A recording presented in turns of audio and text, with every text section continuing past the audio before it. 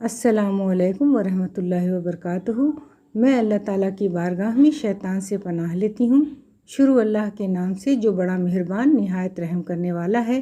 سورہ بقرہ آیت نمبر 19 اور 20 کا مطلب، یہ ان کی مثال زوردار بارش کی سی ہے جو آسمان سے آتی ہے، اس میں اندھیرے، گرج اور بجلی ہوتی ہے۔ وہ بجلی کے کڑکے سن کر موت کے ڈر سے اپنی انگلیاں اپنے کانوں میں ٹھوس لیتے ہیں، اور اللہ کافروں کو گھیرنے والا ہے۔ قریب ہے کہ بجلی اچک لے ان کی آنکھیں۔ جب بجلی ان پر چمکتی ہے تو اس کی روشنی میں چلنے لگتے ہیں، اور جب ان پر اندھیرا ہوتا ہے تو ٹھہر جاتے ہیں، اور اگر اللہ چاہے تو ان کے کان اور ان کی آنکھیں چھین لے۔ یقیناً اللہ ہر چیز پر خوب قادر ہے۔ منافقوں کی ایک مثال۔ یہ ایک اور مثال ہے جو اللہ تعالیٰ نے منافقوں کی ایک دوسری قسم کے لیے بیان فرمائی ہے۔ یہ وہ لوگ ہیں جن کے لیے کبھی تو حق ظاہر ہو جاتا ہے اور کبھی یہ شک میں مبتلا ہو جاتے ہیں۔ منافقوں کے اوپر شدید خوف اور گھبراہٹ طاری رہتی ہے، جیسا کہ ارشاد باری تعالیٰ ہے، بزدل ایسے ہیں کہ ہر زور کی آواز کو سمجھیں کہ ان پر بلا آئی ہے۔ سورہ توبہ میں اللہ تعالیٰ ارشاد فرماتا ہے، اور اللہ کی قسمیں کھاتے ہیں کہ وہ تم ہی میں سے ہیں، حالانکہ وہ تم میں سے نہیں ہیں۔ اصل یہ ہے کہ یہ ڈرپوک لوگ ہیں۔ اگر ان کو کوئی بچاؤ کی جگہ جیسے قلعہ، غار یا زمین کے اندر گھسنے کی جگہ مل جائے تو اسی طرف رسیاں توڑاتے بھاگ جائیں گے۔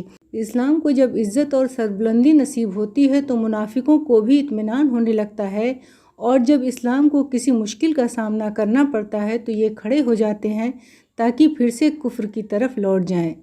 جیسا کہ ارشاد باری تعالیٰ ہے، اور لوگوں میں بعض ایسے بھی ہیں جو کنارے شک پر اللہ کی عبادت کرتے ہیں، اگر ان کو کوئی دنیاوی فائدہ پہنچے تو اس کے سبب مطمئن ہو جاتے ہیں۔ جب ایمانداروں کو ان کے ایمان کے بقدر نور عطا کیا جائے گا تب بھی روز قیامت یہ لوگ اسی طرح ہوں گے۔ چنانچہ کچھ لوگوں کو تو اس قدر نور عطا کیا جائے گا جس کی روشنی سے کئی میلوں تک کرن اجالا ہو جائے گا۔ کچھ ایسے ہوں گے جن کی روشنی کبھی جل اٹھے گی اور کبھی گل ہو جائے گی۔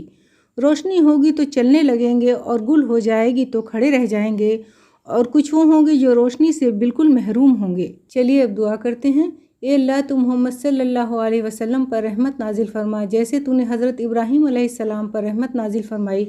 بے شک تو ہی لائق تعریف، بڑائی اور بزرگی کا مالک ہے۔ اے اللہ، اے غفور الرحیم، ہمارے گناہوں کو معاف فرما۔ اے اللہ، ہم گناہوں سے توبہ کرتے ہیں، تو ہماری خطاؤں کو معاف کر۔ اے اللہ، جو گناہ جان کر کیے ہیں انہیں بھی معاف فرما، اور جو بے جانے ہوئے ہیں انہیں بھی معاف فرما۔ اے اللہ، ہمارے مردوں، عورتوں اور بچوں کو نماز کا پابند بنا دے۔ اے اللہ، ہماری عبادتوں کو قبول کر، ہمیں ہر قسم کی بد اخلاقیوں سے بچا لے، ہمیں ہر آفت و مصیبت سے بچا۔ اے اللہ، قیدیوں کو قید سے رہا کر دے، بیماروں کو شفا دے دے۔ اے اللہ، ہمیں شرک و بدعت سے بچا۔ اے اللہ، تنگ دستوں کی تنگ دستی دور کر۔ اے اللہ، جو سفر میں ہیں انہیں خیریت سے رکھیو۔ اے اللہ، ہم سب کے گھروں میں خوشحالی عطا فرما، ہر ایک سے ہمارے دلوں کی نفرتیں مٹ جائیں اور ہمارے دلوں میں محبت بھر جائے۔ اے اللہ، ہم سب سے زیادہ محبت آپ سے اور نبی صلی اللہ علیہ وسلم سے کریں۔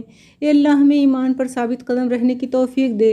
اے اللہ، ہماری ساری غلطیوں کو معاف فرما۔ اے اللہ، ہمارے ملک میں اور پوری دنیا میں امن، چین و سلامتی عطا فرما۔ آمین یا رب العالمین۔